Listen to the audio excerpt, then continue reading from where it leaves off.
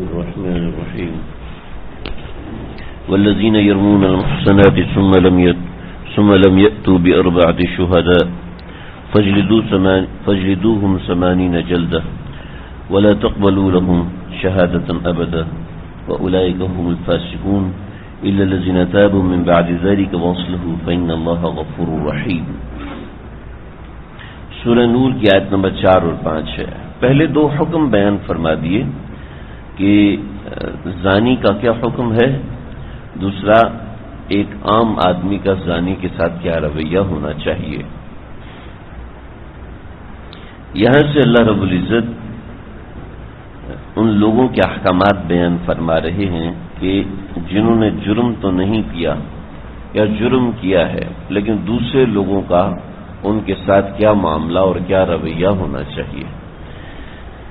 یہ تیسرا حکم ہے. والذین یرمون المحصنات، وہ لوگ جنہوں نے تہمت گھڑی ہے پاکیزہ عورتوں کے اوپر، ثم لم یأتوا بأربعة شہداء، اور پھر اپنی اس تہمت کے اوپر، اپنی اس بات کے اوپر 4 گواہ نہیں لے کر آئے، تو فجلدوہم، تو ان کو کوڑے مارو، 80 جلدہ، 80 کوڑے. پہلی سزا ان کی یہ. دوسری سزا ولا تقبلوا لہم شہادۃ ابدا، ان کی گواہی قبول نہ کرو. نمبر 3 وَأُولَئِكَ هُمُ الْفَاسِقُونَ، یہ لوگ اپنے معاشرے میں برے سمجھے جائیں گے. وَأُولَئِكَ هُمُ الْفَاسِقُونَ، یہی لوگ فاسق ہیں. لیکن اگر کسی نے غلطی سے ایسا کر دیا، إِلَّا الَّذِينَ تَابُوا مِن بَعْدِ ذَلِكَ، ہاں کچھ ایسا ہے کہ جس نے توبہ کر لی اس کے بعد، وَأَصْلَحُوا، اور اپنی اصلاح کر لی، فَإِنَّ اللَّهَ غَفُورٌ رَحِيمٌ، تو اللہ تعالیٰ ایسوں کو معاف کرنے والے ہیں، رحم کرنے والے ہیں. مضمون بہت بڑا ہے. مختصر بات یہ ہے کہ کسی پاکیزہ عورت کے بارے میں کوئی ایسی بات کہہ دینا جس سے اس کی عفت ختم ہو جاتی ہے، جس سے اس کی عزت کم ہو جاتی ہے، شریعت نے اس کو سخت منع کیا ہے. ہمارے معاشرے میں یہ چیز بہت زیادہ عام ہے اور بڑھتی جا رہی ہے. اگر کسی کو بھی کسی غلط روش میں دیکھتے ہیں تو فوراً انتہائی اقدام کی تہمت لگا دی جاتی ہے. بطور مثال کسی حکمران کے بارے میں کوئی بات سامنے آئی تو ہم نے اس کے بارے میں زبان کھول دیا، یہ تو ہوتی زانی اور شرابی ہیں، ان کو تو خدا کی پھٹکار ہے، وغیرہ وغیرہ. اب ان کے زنا کے اوپر ہمارے پاس 4 گواہ نہیں ہوتے، لیکن ہم اخباری بات اور ادھر ادھر کی باتیں سن کر ہم اس بات کے اوپر بات کر رہے ہوتے ہیں کہ یہ لوگ زانی ہوتے ہیں. ایسے ہی کوئی ایسی عورت ہے جس کا کوئی غلط عمل ہمارے سامنے آیا ہے، تو اب اس کے غلط عمل کے اوپر اس کے اوپر زنا کی تہمت لگانا یا اس کے اوپر طرح طرح کی باتیں کرنا یہ جائز نہیں ہے. اگر کسی نے کر لی ہے تو اس کی یہ سزا ہے کہ اس کو 4 گواہ دکھانے پڑیں گے. اور پھر ہمارے عام طور پہ دفاتر کے اندر اور اس طرح کی جہاں پر لوگوں کی گیدرنگ ہوتی ہے، وہاں پر جب کوئی شخص بدنام ہوتا ہے تو پہلے ایک شخص اس کو بدنام کرتا ہے، پھر اس کے بارے میں باتیں مشہور ہوتی ہیں اور پھر جو اپنی مرضی چاہے اس کے اوپر لگا دیتا ہے. اس کو اللہ رب العزت نے سخت حرام قرار دیا ہے کہ کسی مسلمان پر بہتان لگانا یہ اتنا بڑا گناہ ہے جتنا 60 مرتبہ زنا کرنا، اور وہ بھی اپنی ماں کے ساتھ. اس کی شدت کتنی خطرناک ہوگی جب ہم کسی کے بارے میں زبان کھول دیتے ہیں، اس کی شدت اس 60 زنا سے بھی کئی گنا زیادہ ہے.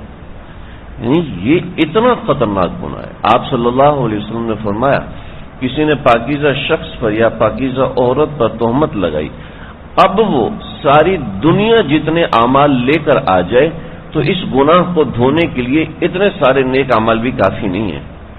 یعنی اتنا بڑا عمل ہے جو ہمارے ہاں عام طور پر بہت ہی ہلکا سمجھا جاتا ہے کہ اپنی زبان سے کسی کے بارے میں کسی کو زانی کہہ دینا، کسی کو حرامی کہہ دینا یا کسی کو ایسا لفظ کہہ دینا جس سے اس کی عزت میں کمی واقع ہوتی ہے، خاص عزت میں کمی واقع ہوتی ہے.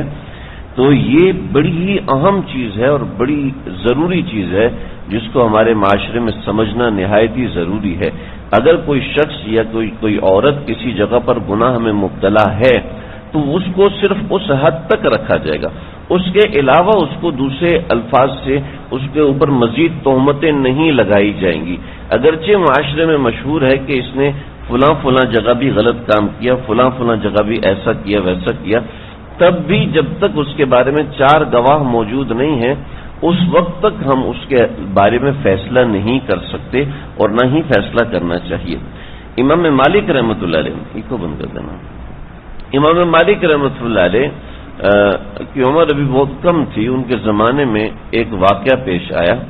واقعہ اس طریقے سے ہوا کہ ایک عورت جو تھی وہ دوسری عورت کو غسل دے رہی تھی، تو غسل دیتے دیتے جب اس نے اس کو استنجا کروایا تو استنجا کرواتے وقت کہنے لگی، ارے تمہیں پتہ ہے کہ یہ عورت جو ہے وہ ایسی ہے ویسی ہے اور اس کے فلاں فلاں مرد کے ساتھ غلط تعلقات سے؟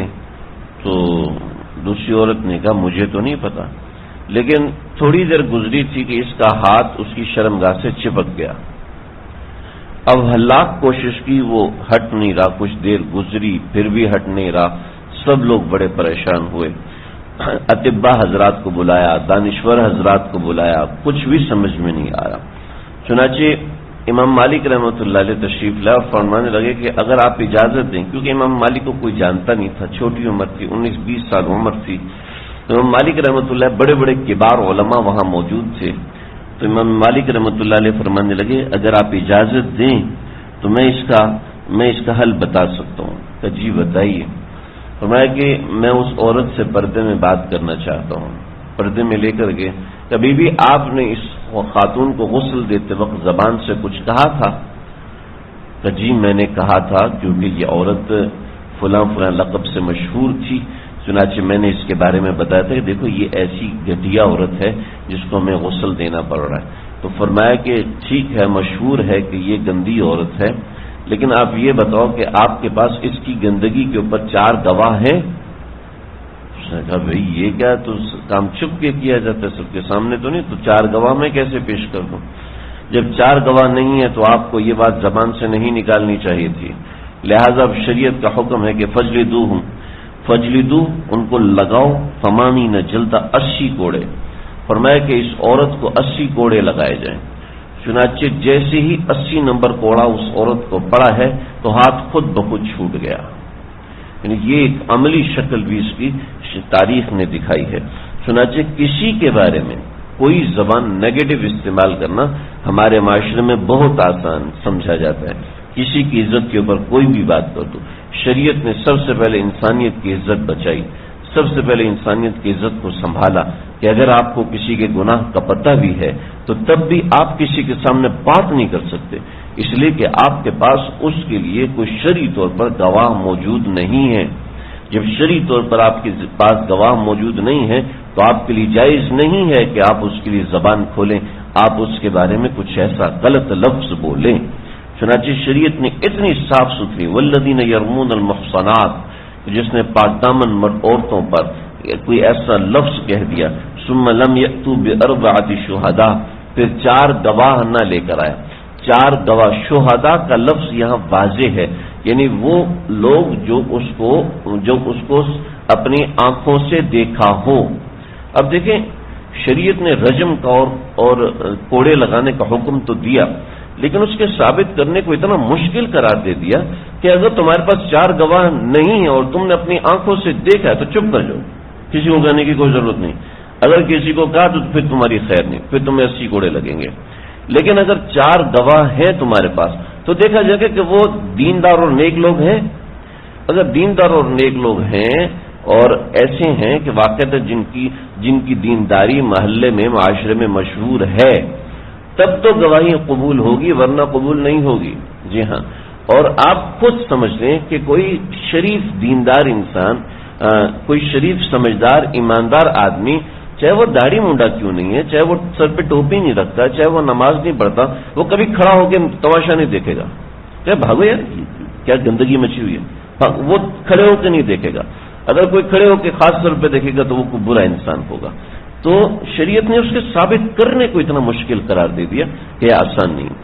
مجھے اچھا سے یاد ہے، ہمارے ایک استاد محترم کسی ادارے میں کام کرتے تھے، عالم دین تھے، تو اس ادارے کے اندر کچھ گڑبڑ ہوئی، تو وہاں کے سی سی ٹی وی کیمرہ کے اندر اس گندگی کی ریکارڈنگ ہے. تو بھئی ہم نے آپ کو گواہ کے طور پہ پیش کرنا ہے کہ یہاں پر یہ گندگی ہوئی ہے، لہذا آپ دیکھیں اور آپ گواہی دیں کہ میں نے خود اپنی آنکھوں سے دیکھا ہے.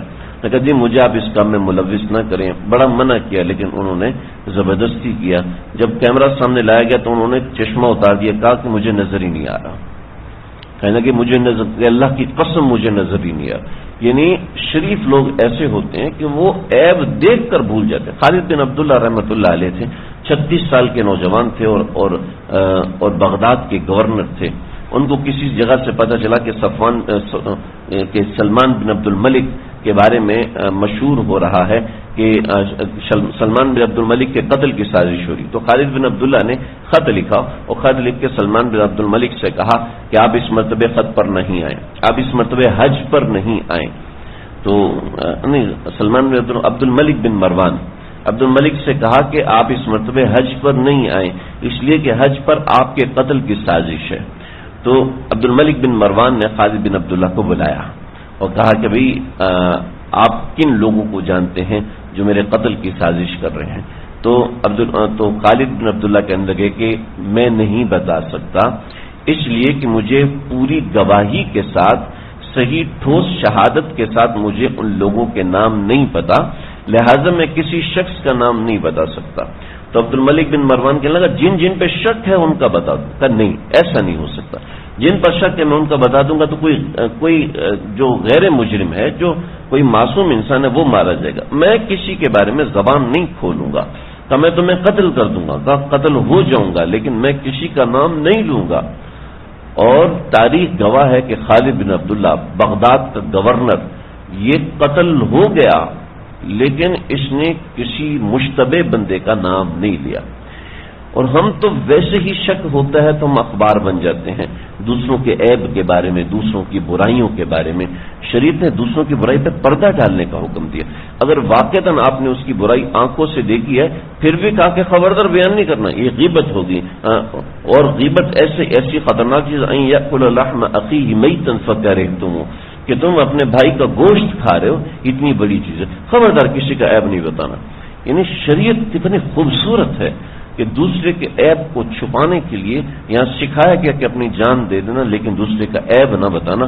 چہ جائے کہ ہمارے گھروں میں مجلسیں لگتی ہوں، فون کالوں کے اوپر گھنٹوں باتیں ہوتی ہوں، کبھی اس کی برائی کبھی اس کی برائی، کبھی اس کی غیبت کبھی اس کی غیبت، تو ایسا نہ ہو.